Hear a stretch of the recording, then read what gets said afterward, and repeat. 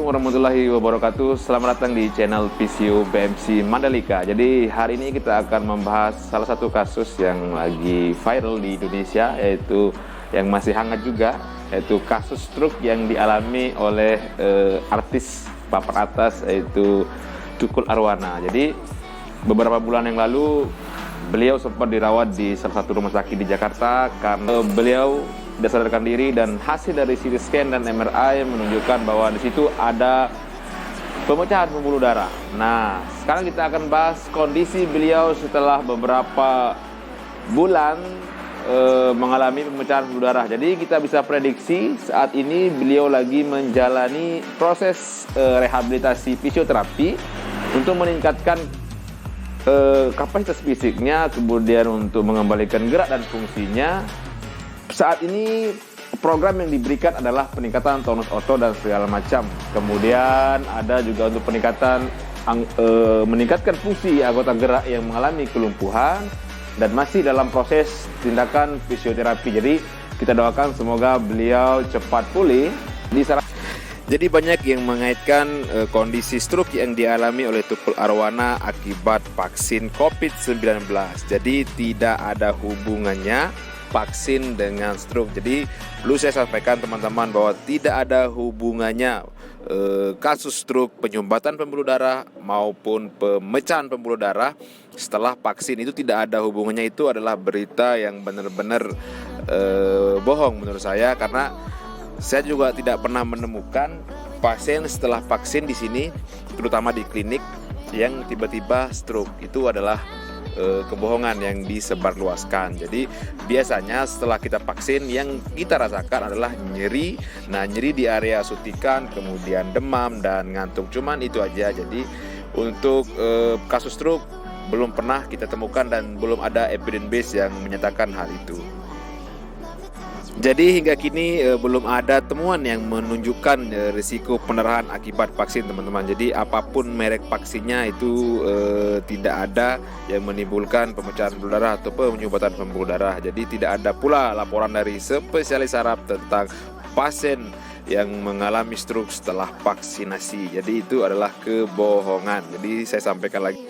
Jadi penyakit stroke, penyakit yang biasanya datang tiba-tiba. Jadi penyebabnya ada dua hal. Yang pertama adalah pemecahan pembuluh darah dan penyumbatan pembuluh darah. Jadi pada umumnya seorang tidak merasakan sakit yang spesifik sebelum stroke menyerang. Jadi ada yang hanya merasakan sakit kepala.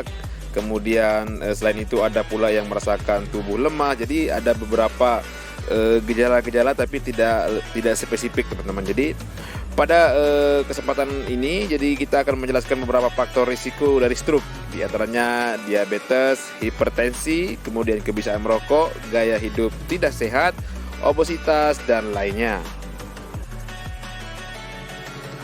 Jadi kondisi Tukul Arwana saat ini mulai pulih, mulai membaik karena dilakukan tindakan fisioterapi dan diberikan program fisioterapi.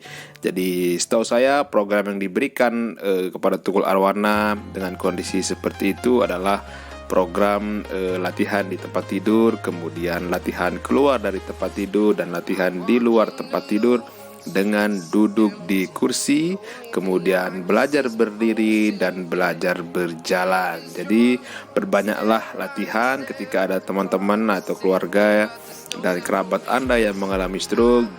Jadi stroke, pemecahan pembuluh darah memiliki dampak yang berbahaya dan butuh penanganan segera mungkin. Pada dasarnya pendarahan yang terjadi baik pada jaringan otak atau sering disebut dengan intracerebral maupun di ruang antara lapisan pembungkus otak dapat meningkatkan tekanan di dalam otak secara tiba-tiba. Hal ini dapat menyebabkan gangguan fungsi otak permanen dan meningkatkan resiko kematian.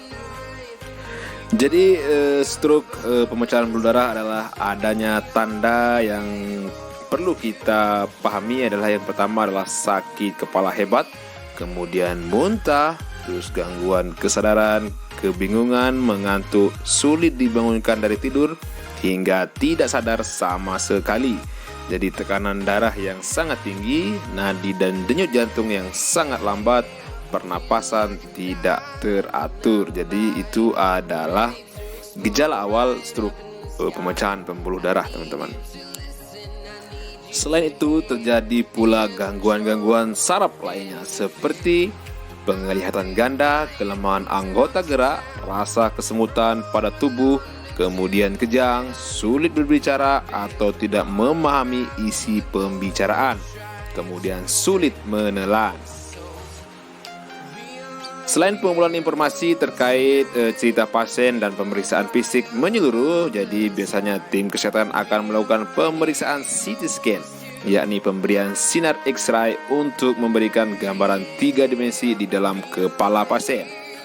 Jadi untuk memastikan ada tidaknya dan lokasi pendarahan di dalam kepala. Selain CT scan, pemeriksaan lain yang dapat dilakukan adalah pemeriksaan MRI untuk mengidentifikasi sumber pendarahan di otak. Terdapat beberapa komplikasi yang terjadi pada pasien dengan stroke pemecahan pembuluh darah. Yang pertama adalah bekuan darah di tungkai dan paru, atau bisa disebut dengan emboli, menyebabkan nyeri tungkai dan sesak napas hebat.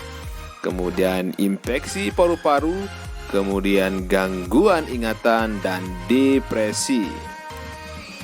Jadi stroke hemorragik atau pemecahan pembuluh darah membutuhkan perawatan dan rehabilitasi fisioterapi dalam waktu yang tidak singkat untuk kembali ke kondisi mendekati normal sebelum kejadian stroke.